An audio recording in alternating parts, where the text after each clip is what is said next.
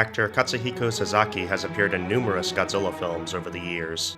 First he played Goro Ibuki in Godzilla vs. Megalon, then Akira Ichinose in Terror of Mechagodzilla, a soldier in Godzilla vs. Biollante, and Professor Mazaki in Godzilla vs. King Ghidorah.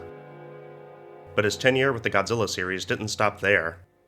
For the MonsterVerse, he voiced Admiral Stenz in the Japanese dubs for both Godzilla 2014 and Godzilla King of the Monsters. ムートこと未確認巨大生命体はすでに地上を離れどこかへ飛び立ってしまった。世界中があれは地震だったと思っている。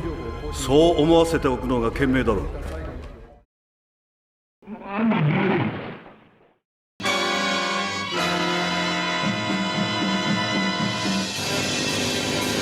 In 1968, Daiei Studios found itself in financial troubles. Because of this, Gamera vs. Virus, the fourth entry in the studio's Gamera series, had to be made with a much lower budget than was typical for the series at the time. This resulted in a rushed production schedule, a limited number of sets, and a heavy use of stock footage from previous Gamera film entries. Despite the low quality of the production, the movie turned a profit, so much so that it managed to pull Daiei out of its financial difficulty at the time. Emboldened by this success, the executives approached Gamera film director Noriaki Iwasa, asking him if it were possible to make 2 Gamera movies each year. While Mr. Iwasa had to decline their offer, saying that making more than 1 Gamera movie a year was impossible, the door to make a new Gamera sequel on an annual basis was fully opened.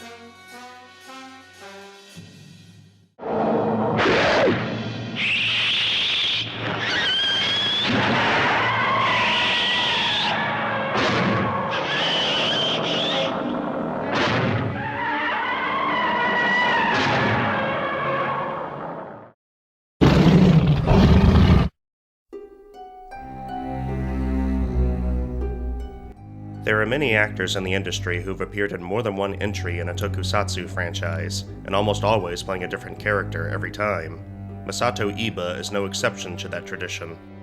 First, in 2000, he played Motohiko Sugera, the special director of Anti-G in Godzilla vs. Megaguirus. And in 2004, he donned the role of an Exilian commander in Godzilla Final Wars. 20 years before his first involvement with Godzilla, he had already taken part in another famous franchise from Japan. From 1979 to 1980, in Tsuburaya's first anime adaptation of their Ultraman series, simply called The Ultraman, Masato Iba played the voice of Ultraman Jonius. 光、君の中に私がいる。だが、このことは君と私だけの秘密だ。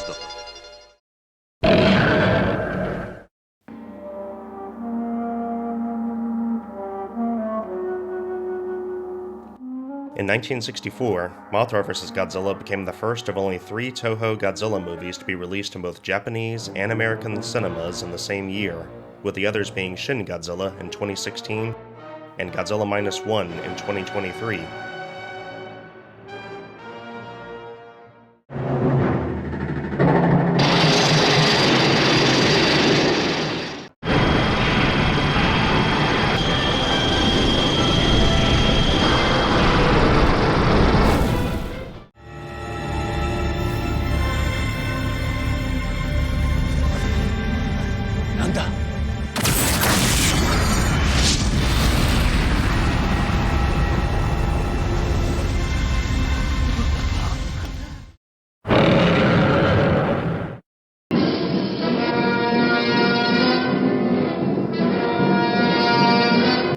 When Varan the Giant Monster was released in the United States in 1962, under the new title Varan the Unbelievable, a number of changes were made to the movie. For instance, a majority of Akira Ifukube's soundtrack was replaced by music cues from The Amazing Colossal Man, which were added into the movie by Peter Zenner, a music editor who immigrated to the United States in 1940 from Austria. The following year, for its US release, Zenner replaced the soundtrack for yet another kaiju eiga from Toho, King Kong vs. Godzilla.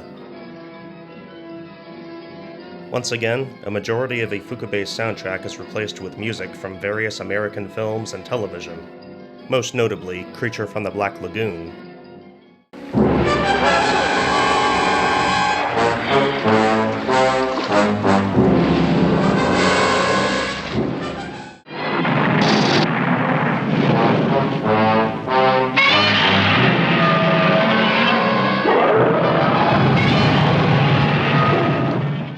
For both movies, the only piece of Ifukube's work that was retained in their American release were the tracks that played during the tribe people's rituals. In later years, Peter Zinner gained a broader recognition as a film editor. Some of the movies he edited include The Deer Hunter, The Godfather, and The Godfather Part 2. Well, that's fine, but I don't see how that affects... What? Not kidding.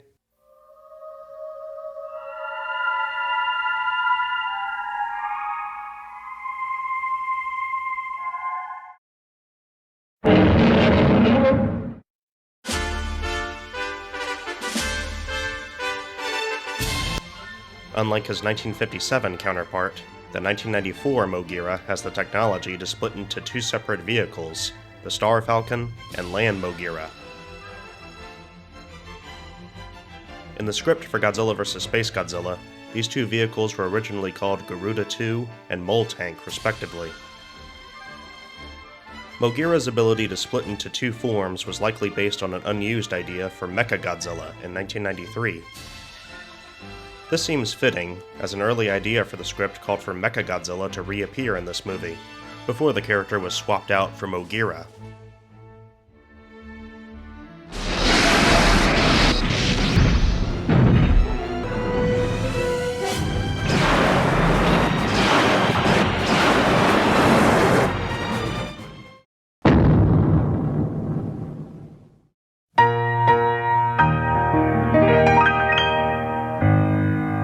Despite being made by two different studios, the Godzilla and Gamera franchises tend to share some similarities with each other once in a while. One or two examples can be found in their first sequel, respectively. Both stories are set primarily in Osaka. The first ever opponent of the famous monster is a quadrupedal kaiju, and both famous monsters suffer a similar, shall we say, icy fate.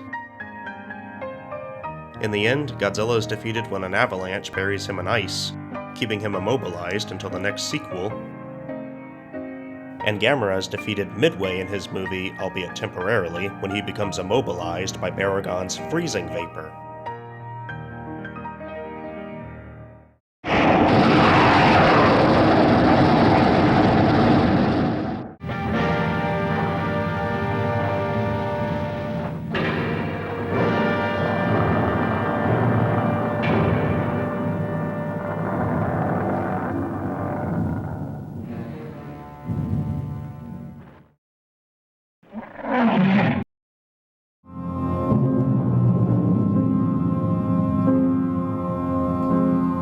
In the scene towards the end of Mothra vs. Godzilla, where Godzilla's head pops up behind the mountain, the monster's theme music begins to play, and it sounds eerily similar to the music that played when Godzilla made his entrance in the movie. Composer Akira Ifukube felt music wasn't needed in this scene at all because, as he said, Godzilla's appearance is already impressive enough. However, director Ishiro Honda decided to include a music cue anyway, unbeknownst to Ifukube. When they attended the movie's premiere together, and this scene appeared with the music, Ifukube gave Honda a very disapproving look. And this was the only time in their career together that they ever had a disagreement.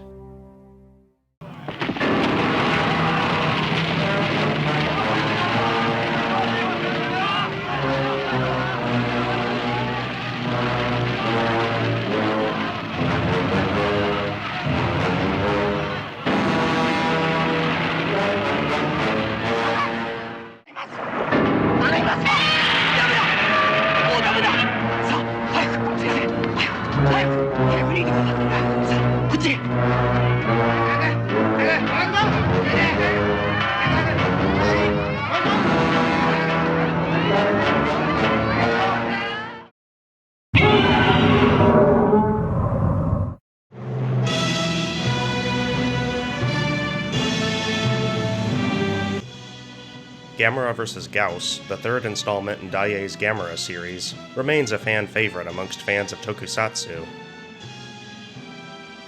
The movie is often admired for its blend of a childlike tone fused with a dark, foreboding atmosphere.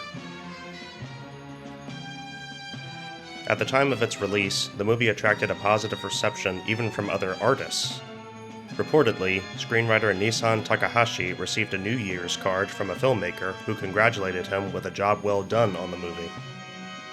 This filmmaker was the director of many monster movies produced by Toho during the 1950s to the 1970s, Ishiro Honda.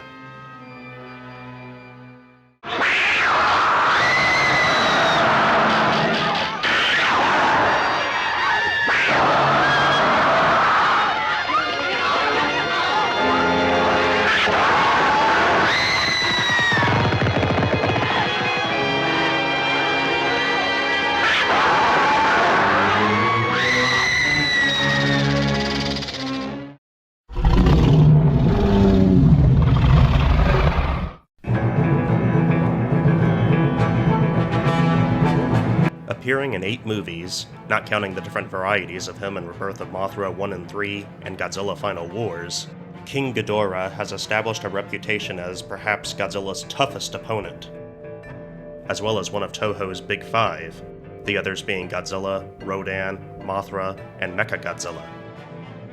Out of all his movie appearances throughout the series, there are only 4 entries in which Ghidorah is in complete control of his actions: Ghidorah the Three-Headed Monster, Giant Monsters All-Out Attack, Godzilla the Planet Eater, and Godzilla King of the Monsters. In every other adaptation, his actions and motives are all controlled by alien invaders, or humans from a different time,